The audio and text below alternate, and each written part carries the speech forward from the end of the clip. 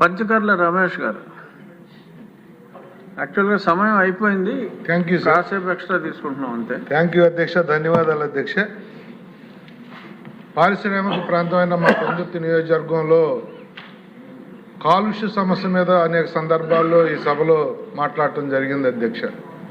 అయితే దురదృష్టవశాత్తు చర్యలైతే ఇంకా ఏమీ తీసుకోవటం జరగలేదు అధ్యక్ష. ఎంత ఎక్కువగా కాలుష్యం పెరుగుతుంది రోజు రోజుకి అంటే అధ్యక్ష, ఎన్టీపీసీ కానీ, హిందూజా కానీ, ఫార్మాసిటీ కానీ 2 పవర్ ప్లాంట్లు, ఒక ఫార్మాసిటీ ఉండి, గతంలో అయితే ఎయిర్ పొల్యూషను, నీటి పొల్యూషన్ ఉండేది అధ్యక్ష. ఇప్పుడు విపరీతంగా రోడ్డు పొల్యూషన్ కూడా పెరిగింది అధ్యక్ష.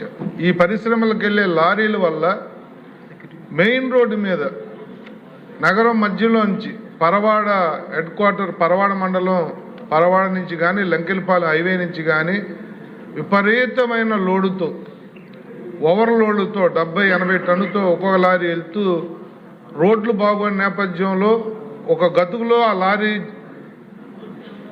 చక్రం పడినప్పుడల్లా కూడా కొంతవరకు కార్గో బొగ్గు కానీ, యాష్ కానీ రోడ్ల మీద పడి అక్కడ షాపులు కానీ, నివాస ప్రాంతాల్లో కానీ ప్రజలు చాలా ఇబ్బంది పడుతున్నారు అధ్యక్ష.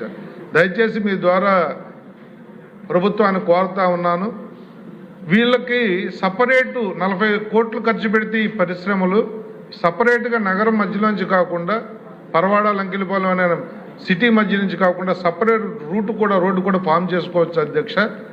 ప్రభుత్వం పూనుకుని వాళ్ళతో ఆ కార్యక్రమం చేయిస్తే 50% పొల్యూషన్ తగ్గుద్ది అధ్యక్ష.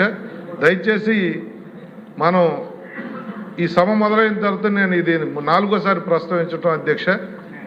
ఈ 0 అవర్కు కూడా చర్యలు తీసుకుంటున్నారు అని ప్రజలు అనుకునే విధంగా దయచేసి చర్యలు తీసుకోమని మిమ్మల్ని కోరుతున్నాను అధ్యక్ష.